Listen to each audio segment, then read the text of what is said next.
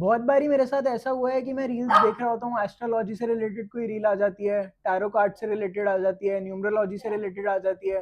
तो उसमें से कौन सा बेटर है, कौन सा एकदम सच है, किस पे अच्छे से बिलीव कर सकते हैं? ऐसा है कि गलत तो कुछ भी नहीं है उसमें। न्यूमरोलॉजी अपने आप में बहुत अच्छी ब्रांच है ऑकल्ट साइंस की। टैरो कार्ड रीडर्स भी कमाल की रीडिंग करते हैं और बहुत अच्छी ब्रांच है। बट एस्ट्रोलॉजी हमारी मीन्स ऋषियों मुनियों के टाइम की ये वो है कि जब भी कुछ भी नहीं था तो एस्ट्रोलॉजी थी।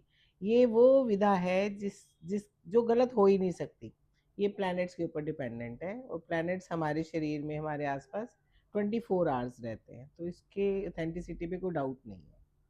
और किसी बंदे के लिए एस्ट्रोलॉजर के पास जाने का बेस्ट टाइम कौन सा है? जैसे मैंने देखा है कि बहुत सारे लोग जब कुछ गलत होता है उनके साथ, मतलब टाइम खराब चल रहा होता है या रिसेंट में कुछ चीज हुई होती है, तो जाना प्रेफर करते हैं। बेस्ट टाइम कौन सा होता है जाने के लिए?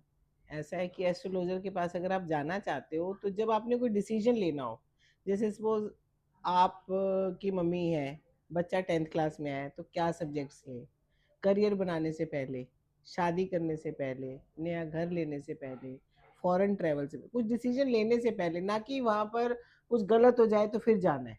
डिसीजन लेने से पहले एक ऑप्शन होता है। ये नहीं मैं कहती कि जो एस्ट्रोलॉजर कहते हैं वो 100% होगा, बट एक आपको गाइडलाइन मिल जाएगी कि आपने क्या करना है। तो ये हेल्पफुल रहता है कि कुछ डिसीजन लेने से पहले एक बारी हुआ है, हाँ, हाँ, अगर डिस्कस कर लें। एस्ट्रोलॉजर की इंट्यूशन अच्छी है, उसकी इंटेंशंस अच्छी हैं, तो 100% वो अच्छे रिजल्ट्स देते हैं। और इसमें पेरेंट्स के चार्ट का क्या रोल रहता है? जैसे अगर मैं अपनी एस्ट्रोलॉजी देखूं तो मेरे चार्ट में मेरे मम्मा का, पापा का क्या रोल रहेगा उसमें? एक्चुअली एक ही चार्ट जो है ना पूरी फैमिली के आसपास घूमता रहता है। जैसे आपका चार्ट है तो उसमें आपकी मदर का भी पता चलेगा, आपके फादर का भी पता चलेगा, आपके ब्रदर के बारे में भी पता चलेगा। ऐसे आपका ब्रदर का चार्ट है तो आपके बिकॉज अगर हम हमारे कुछ कार्मिक अकाउंट्स हैं जो आपस में बंधे हुए हैं, इसीलिए हम एक फैमिली में हैं। तभी हम एक फैमिली में है, नहीं तो आप कहीं और होते, वो कहीं और होता, और हम आप पेरेंट्स कहीं और होते, तो तो इंटरकनेक्टेड। ऐसा भी होता है कि अगर जैसे मेरा छोटा भाई है, उसके चार्ट में कुछ इफेक्ट हो रहा है, तो वो इफेक्ट मेरे उसमें भी आएगा? हाँ, हाँ, हाँ, हाँ, ब्रदर छोड़ो, आपके मामा के, नानी के, दादा के, इनके चार्ट से भी आपका चार्ट जो है अफेक्टेड होता है। मतलब कि ये एक लिनिएज है, डीएनए है जो कि पीढ़ी दर पीढ़ी चल रहा है, चार्ट्स को इफेक्ट करता है। अगर आपके पूर्वजों ने कुछ गलत किया है ना, हम्म। तो कई बार उसका भुगतान आपको भुगतना पड़ता है, जिसको पितृदोष बोला जाता है। अगर आपने पूर्वजों ने कुछ किया है, कुछ गलत, जैसे अगर उनकी प्रॉपर्टी है, उसके लेनदार आप हो, तो उनके बुरे कर्मों का भुगतान भी आपको करना है, ये भी होता है। आपको इस फील्ड में कितना टाइम हो गया अभी आए हुए? बहुत ज़्यादा तो नहीं, सही ढंग से पढ़ते हुए तो मुझे 7 साल ही हुए, बट उससे पहले मेरा इंटरेस्ट था। जब भी हमारे यहाँ पंडित आते थे तो मुझे लगता था कि जाने ये क्या है। तो मैं एक मैथ्स टीचर रही हूँ। उसके बाद कोविड से पहले मेरा इसमें इंटरेस्ट हुआ। तो मैथ से एस्ट्रोलॉजी में इंटरेस्ट एकदम कैसे? मतलब मैथ्स में नंबर से रिलेटेड है, आप काउंटिंग, ऐसे प्लैनेट्स हैं, उनकी डिग्रीज हैं, उनके एंगल्स हैं, तिथियां हैं, पंचांग है, ये सब मुझे बड़ा फेमिलियर सा लगा। शायद मेरा इनसे कोई रिलेशन हो, तो देखा मैंने, और मैं काफ़ी अट्रैक्ट हुई और मैंने इस पे काफ़ी रिसर्च करी और काफ़ी पढ़ी, आज भी पढ़ रही हूँ। मतलब कि ये तो एंडलेस है। 7 सालों में आपने कितने लोगों को अभी तक गाइड कर दिया होगा? गाइड तो मैं पिछले 2 साल से कर रही हूँ, पढ़ मैं काफ़ी टाइम से रही थी और पढ़ तो अभी भी रही है।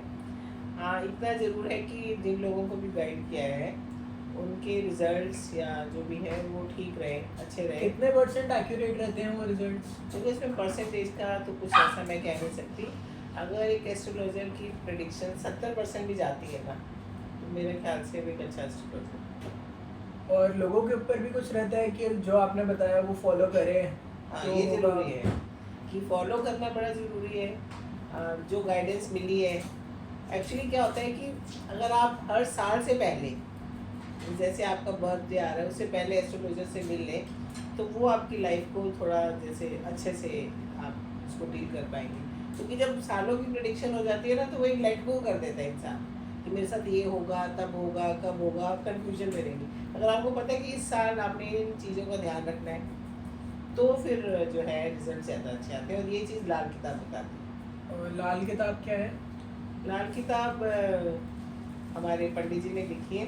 उन्होंने जो है इसमें कुछ श्लोक लिखे हैं, जैसे कुछ पंक्तियाँ लिखी हैं, उसको डिकोड करके लोगों ने समझाया है।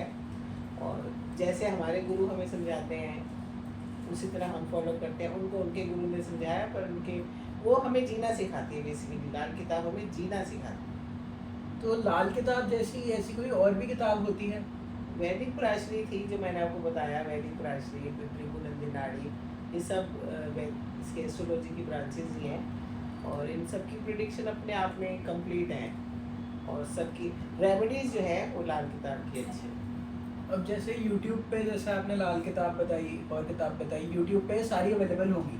हाँ होंगी। अब अगर कोई रैंडम बंदा वो यूट्यूब से एक ट्यूटोरियल देख के उसको खुद प्रैक्टिस करने का ट्राई करे, तो उसमें क्या क्या गलतियाँ हो सकती हैं? गलतियाँ हैं, जब तक आपको कोई गुरु से नहीं आप सीखोगे, है ना। सबसे बड़ी इसमें आपकी श्रद्धा, डेडिकेशन और आपकी रेगुलरिटी है इस एस्ट्रोलॉजी से लेकर। आप कितना उसको डेप्थ में जानना चाहते हैं, क्योंकि ये डेप्थ है, ऑकल्ट साइंस है।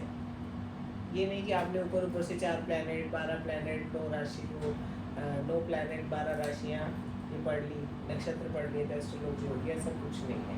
हर दिन आपको नया चेंज, क्योंकि देखो पहले जो था तब राहु का इतना प्रभाव नहीं था, अब राहु का प्रभाव है, इसलिए राहु प्रधान बन गया। मरकरी से चार्ट में बड़ा इफेक्ट आता है।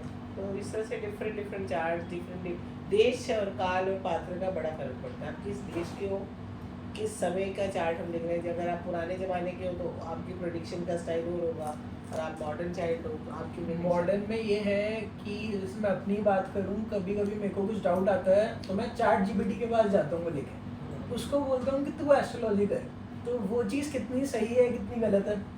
देखो चैट जीपीटी जैसे गूगल है, अब गूगल आपको दवाइयाँ बता देता है, पर लोग डॉक्टर के पास क्यों जाते हैं? ऐसे चैट जीपीटी के, हाँ देखो वो जनरल बता देगा, और ये नहीं कि वो गलत है, बट उसमें इमोशंस नहीं है। ये जो है एक वैसे भी श्रापित विद्या, इसमें पूछने वाले जो जैसे आप मुझसे पूछ रहे हो और मैं बता रही हूँ, तो जो मैं आपको जब रेमेडी दूंगी उसमें मेरे इमोशंस होंगे, क्योंकि मैं चाहूँगी कि अब वो आपको वो करें, बेनिफिट दें, तो बेनिफिट मिलता है। क्योंकि फेथ बहुत बड़ी बात होती है। अब अगर आपने मेरी कुंडली देखी, मेरी छोड़ो, कोई एक्स बंदा है और कोई वाई बंदा है, उन दोनों की कुंडलियाँ सेम है, फिर भी ऐसा है कि एक को सक्सेस मिल गई दूसरे को नहीं मिली, ऐसा क्यों? एक्चुअली जो लाइफ की सक्सेस और धन है ना, वो 3 चीज़ों पे डिपेंड करती है। एक तो आपका एस्ट्रोलॉजिकल चार्ट, दूसरा आपके घर का वास्तु, तीसरा आपकी प्लानिंग और आपका हार्ड वर्क। अगर ये तीनों आप एक साथ काम कर गए, फिर आपकी सक्सेस है। अब आपके चार्ट में लिखा है आपके पास पैसा है, आप कुछ काम ही नहीं कर रहे, you are not moving out of the house, you are not working hard, तो वो क्या इफेक्ट देगा, है ना। और आपके घर में मैस बना हुआ है, कोई चीज़ कहाँ पर है, बेकदरी हो रही है चीज़ों की, घर साफ रखना चाहिए। हाँ सफाई तो बहुत ज़रूरी है। वास्तु शास्त्री से वास्तु करवाओ ना कराओ, घर की सफाई बहुत ज़रूरी है, बहुत ज़रूरी है। क्योंकि भगवान, प्लैनेट्स जो है वो सब उसी से अलाइन रहेंगे आपके। प्लैनेट्स का क्या इफेक्ट रहता है? जैसे होता है कि प्लैनेट की मूवमेंट चेंज होती रहती है टाइम टू टाइम, तो उनकी मूवमेंट से एक पर्सन की लाइफ पे क्या इफेक्ट पड़ेगा? उन्हीं से ही पड़ता है, क्योंकि देखो एक बार तो एक चार्ट बन गया जब आपका बर्थ हुआ, आपका चार्ट बन गया, उसके बाद बर्थ के बाद तो प्लैनेट्स तो रिवॉल्व कर रहे हैं ना, तो जैसे जैसे आपके डिफरेंट हाउसेज में प्लैनेट्स जाएंगे उस समय इफेक्ट देंगे। तभी तो आजकल वो बोलते हैं ना, जुपिटर का ट्रांजिट यहाँ हो रहा है, सैटर्न रेवती नक्षत्र में है, मंगल यहाँ पर है, मून यहाँ पर है, तो डेली इफेक्ट आता है। आप देखते हो किसी किसी दिन मूड आपका बहुत अच्छा होता है, किस दिन आपको दिक्कत है मैं बिस्तर ना छोड़ूं, ये सारे प्लैनेटरी इफेक्ट्स होते हैं। जैसे आपने बताया कि प्लैनेट्स की उससे कि कभी ऐसा होता है कि बंदा बहुत एक्टिव हो, कभी बिस्तर छोड़ने की भी इच्छा नहीं कर रही, और हार्ड वर्क करना भी ज़रूरी है, तो वो दोनों चीज़ें साथ में कैसे मैनेज होगी? ऐसा होता है कि अगर आपके माइंड सेट में डिसिप्लिन आएगा ना, तो ही आपका हार्ड वर्क स्टार्ट होगा। डिसिप्लिन से आपका शनि महाराज जी वो, और आपका 6th हाउस आपका जो जॉब दिलवाता है, काम कराता है, वो एक्टिव होंगे। देखो आपके पास ना हर समय 2 रास्ते होते हैं। आप घर से निकले, आपने मंदिर जाना है या पार्टी भी जाना है। मंदिर जाना है, समझ लो आपका केतु एक्टिव है, पार्टी भी जाना है मतलब आपका राहु एक्टिव। आपको डिसाइड करना है कि आपने किस प्लैनेट को एक्टिव करना है। तो प्लैनेट्स की देखो ये वॉलेंट्री भी है। देखो एक तो कुछ लिख दिया, भगवान ने वो तो लिख दिया। उसके बाद कर्म स्थान मिला हुआ है, अपने हाथ में है कि ये कर्म चीज़ स्थान, चेंज कर सकते हाँ। हैं, यस। तो इंसान, हर इंसान के अंदर ये पावर है कि अपने हार्डवर्क और कर्म से वो भगवान को भी एक बार वो कर देता है कि चेंज करो इसे। एज ग्रुप वाइज भी कुछ रहता है कि इस एज में ये चीज़ करनी चाहिए, उस एज में ये चीज़ करनी चाहिए, वो अच्छा इफेक्ट देगी। हाँ हाँ, एज का तो होता है, प्लैनेट्स की भी एज होती है इंसान को। अब आपने 12th पास की है, अब आपने अपना करियर चुनना है, तो आपके प्लैनेट्स को देखकर जाएगा कि आप क्या क्या, पहले आप अपनी चॉइसेस बताओगे, तो एस्ट्रोलॉजर देखकर बताएगा कि आपके लिए बेस्ट क्या है, जो आपको प्रोफेशन भी दे, आपको सोल सेटिस्फेक्शन भी दे, जिससे आप खुश भी रहो और आपके पास पैसा भी आए, क्योंकि आज हर कोई पैसे के लिए काम कर रहा है। तो ये सारी चीज़ें इंक्लूड होनी चाहिए, तब आपका जो है सक्सेस मिलेगी। पूरे चार्ट को कौन सा प्लैनेट कंट्रोल करता है, ऐसा भी कुछ एक रहता है कि एक स्पेसिफिक प्लैनेट होगा कि जो पूरे चार्ट पे कंट्रोल करेगा, हाँ। या मिक्स रहता है सबका? बेसिकली जो लगन होता है, लग्नेश, एक तो वो होता है। सेकंड जो मरकरी प्लैनेट है ना, बुद्धि का प्लैनेट, वो उसके ऊपर बहुत कुछ डिपेंड करता है। अगर आपकी बुद्धि से ही काम कर रही है ना, तो आप सक्सेस कर लोगे। आपकी बुद्धि के ऊपर देखो ना, आपका मन, आपका पैसा, आपकी इंटेलिजेंस, आपका बात करने का तरीका, तो बुद्धि जो है वो मरकरी प्लैनेट शो करता है, और ये पूरे चार्ट को डुबो भी देता है। कहते हैं ना, डुबो भी दिखता है, तार भी दिखता है, ये वो वाला प्लैनेट है मरकरी। मरकरी। और आप ऐसी कौन सी 5 हैबिट्स सबको बताना चाहोगे कि ये 5 हैबिट्स अगर फॉलो करें तो लाइफ बेटर हो जाएगी या कुछ चेंजेस आएंगे? हाँ, मैं बेसिकली चाहती हूँ कि, मैं सोचती हूँ या मैं गाइड करती हूँ लोगों को कि आपके 3 मेन प्लैनेट है। एक सोल होती है, एक आपका मन होता है, और एक आपकी बुद्धि होती है। सोल हो गया सूर्य, मन हो गया आपका चंद्रमा, और बुद्धि होगी मरकरी। अगर आप इन तीनों प्लैनेट्स को डे टू डे लाइफ में अलाइन करेंगे ना, मरकरी को कर सकते हैं, आपने पक्षियों को दाना डाल दिया, अपनी बात अपने मुंह से अच्छी वाणी निकाली, कम्युनिकेशन स्किल होती है। आप गालियाँ देने से भी ये चीज़ें खराब होती है? 100% सही क्वेश्चन था। ये बच्चे जो छोटी छोटी बात पे अब्यूज करते हैं, उनका मरकरी खराब होता है। तो आपने क्या करना है, पक्षियों को दाना डालना है मरकरी के लिए, चंद्रमा के लिए माता की सेवा, माँ जैसी लड़की औरतों का आदर करना, ठीक है। और थर्ड जो सूर्य है, सूर्य के लिए फादरली फिगर्स की रिस्पेक्ट करना, और सूर्य को जल चढ़ाना। अगर ये 3 प्लैनेट्स को आप रेगुलर देख लेते हो ना, हैंडल करते हो कि ये चीज़ें मैंने करनी है, तो काफ़ी कुछ सॉल्व हो जाता है। और कोई ऐसी चीज़ जो आप ऑडियंस को बताना चाहोगे जो उनको हेल्प कर सकती है? बेसिकली जो आपको ये 3 चीज़ें बताई हैं वो फॉलो करें, और उसके बाद अपने चार्ट के अकॉर्डिंग कभी कोई एक चार्ट लेके हम लोग आपस में डिस्कस करेंगे, तो ऑडियंस को भी समझ में आएगा, और हमें भी सीरीज़ में आगे आगे चल के इन्जॉय।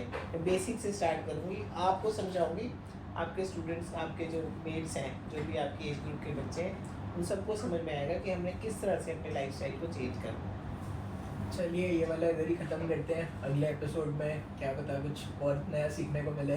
हाँ नहीं, ज़रूर ज़रूर, बच्चों से हमें भी सीखने को मिलता है।